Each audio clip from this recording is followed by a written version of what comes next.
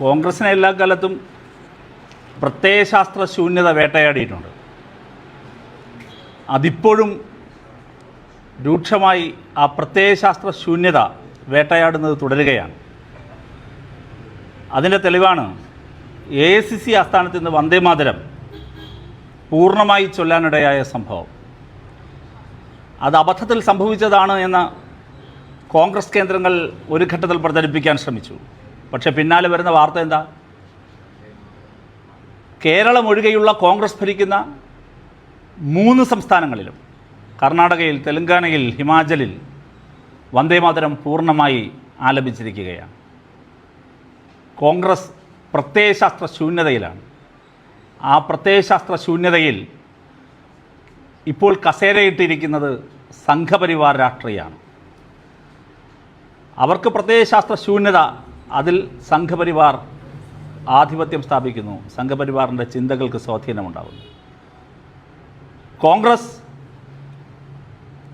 ഗാന്ധിയെ മറന്നു, നെഹ്റുവിനെ മറന്നു, ടാഗോറിനെയും മറന്നു. അതാണ് കേരളം ഒഴികെയുള്ള സംസ്ഥാനത്തും AICC ആസ്ഥാനത്തും ഇന്ന് കാണാനിടയായത്. ഇതൊരൊറ്റപ്പെട്ട സംഭവമല്ല ഈ പ്രത്യയശാസ്ത്ര ശൂന്യതയും അതിൽ കസേരയിട്ടിരിക്കലും.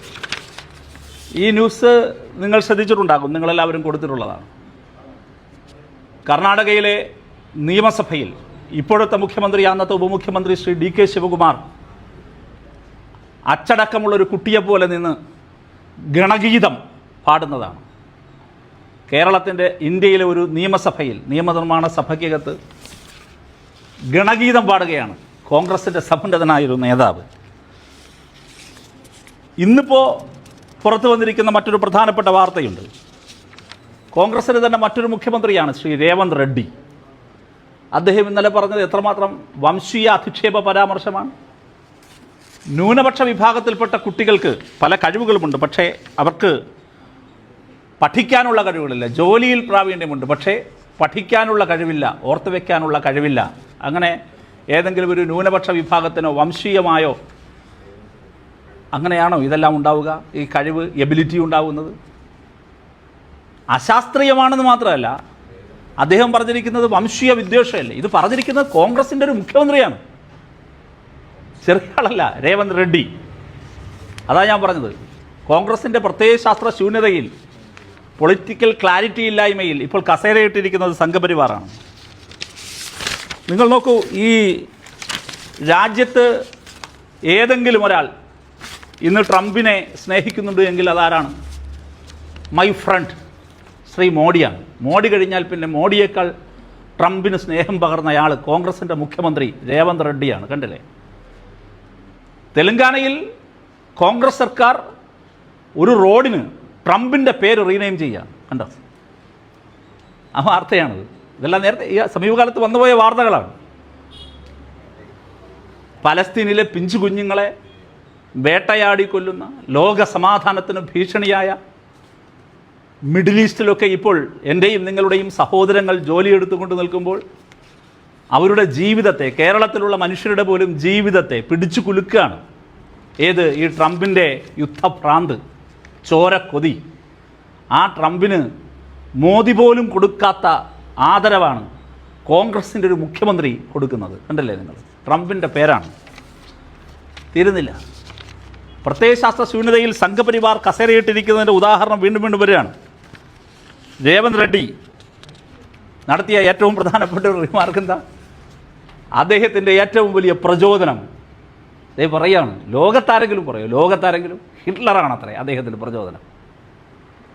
ഹിറ്റ്ലറാണ് തനിക്ക് പ്രചോദനമെന്ന് രേവന്ത് റെഡ്ഡി. ആരാ രേവന്ത് റെഡ്ഡി? കോൺഗ്രസിൻ്റെ മണ്ഡലം പ്രസിഡന്റ് അല്ല. ഏത്? കോൺഗ്രസിൻ്റെ മണ്ഡലം പ്രസിഡന്റ് അല്ല, ഒരു സംസ്ഥാനത്തിൻ്റെ മുഖ്യമന്ത്രിയാണ്. കോൺഗ്രസിന് പ്രത്യയശാസ്ത്ര ശൂന്യതയാണ്. അത് സംഘപരിവാറും ഇതും തമ്മിൽ ഇങ്ങനെ നിൽക്കുകയാണ്. ഏത് നിമിഷവും അതിങ്ങനെ വരാം എന്നതാണ് ഏറ്റവും പ്രധാനം. ഞാൻ പറഞ്ഞത്, ഇത് അവിടെ മാത്രമല്ല. ഗാന്ധിയെ മറന്ന, നെഹ്റുവിനെ മറന്ന കോൺഗ്രസ് ഇപ്പോൾ സവർക്കറിൽ അഭയം പ്രാപിക്കുന്ന കാഴ്ചയാണ് കാണുന്നത്. സംഘപരിവാർ പ്രത്യയശാസ്ത്രത്തിൽ അഭയം പ്രാപിക്കുകയാണ്. കേരളത്തിൽ അത് സാധിക്കാതിരിക്കുന്നത് കേരളത്തിൽ ഇടതുപക്ഷത്തിൻ്റെ കരുത്തുള്ളത് കൊണ്ടാണ്. കേരളത്തിൽ ഇടതുപക്ഷം കരുത്തില്ലായിരുന്നുവെങ്കിൽ, ചോദ്യം ചെയ്യാനുള്ളൊരു ശക്തിയായി ഇടതുപക്ഷം ഇവിടെ ഇല്ലായിരുന്നുവെങ്കിൽ, കർണാടക പോലെ, ഹിമാചൽ പോലെ, തെലുങ്കാന പോലെ കേരളത്തിലും ഇന്ന് വന്ദേ മാതരം പൂർണ്ണമായി ആചരിച്ചേനെ. വേണ്ടി വന്നാൽ സെൻട്രൽ സ്റ്റേഡിയത്തിൽ നിന്ന് ശ്രീ വി ഡി സതീശൻ ഗണഗീതവും ഒന്ന് പാടിയേനെ. ഇടത് ഇവിടെ ഉള്ളതുകൊണ്ടാണ്. എന്തുകൊണ്ടാണ് കേരളത്തിൽ ഇടതുപക്ഷം കരുത്തായി ഉണ്ടാകണം എന്ന് മലയാളിക്ക് ഒരിക്കൽ കൂടി മനസ്സിലാക്കാൻ കഴിയുന്ന ദിവസമാണ്. ഈ ഗാന്ധിയെ മറന്ന് സവർക്കറിൽ അഭയം പ്രാപിച്ചതിനെക്കുറിച്ച് ഞാൻ പറഞ്ഞല്ലോ. കേരളത്തിൻ്റെ ഇന്നത്തെ മുഖ്യമന്ത്രിയുടെ ഭൂതകാലം എന്താണ്? സവർക്കറെ പോയി വഴങ്ങിയതാണ് ഭൂതകാലം. സവർക്കറുടെ മുമ്പിൽ വിളക്ക് കൊളുത്തിയതാണ് അദ്ദേഹത്തിൻ്റെ ഭൂതകാലം. അതൊക്കെ എന്തുകൊണ്ട് സംഭവിക്കുന്നു എന്ന് ചോദിച്ചാൽ പൊളിറ്റിക്കൽ ക്ലാരിറ്റി ഇല്ലാത്തത് കൊണ്ടാണ്. പിന്നെ കേരളത്തിൽ ആ കാർഡ് ഇറക്കിയാൽ ചിലവാകില്ല. കേരളത്തിലെ ഇടത് മതേതര ബോധം ശക്തമാണ്.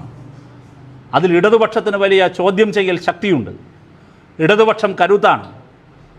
അതുകൊണ്ട് ഇപ്പോൾ തൽക്കാലം കാക്കി ട്രൗസർ പുറത്ത് കാണിക്കാൻ മടിച്ചു നിൽക്കുന്നു എന്ന് മാത്രമേ ഉള്ളൂ.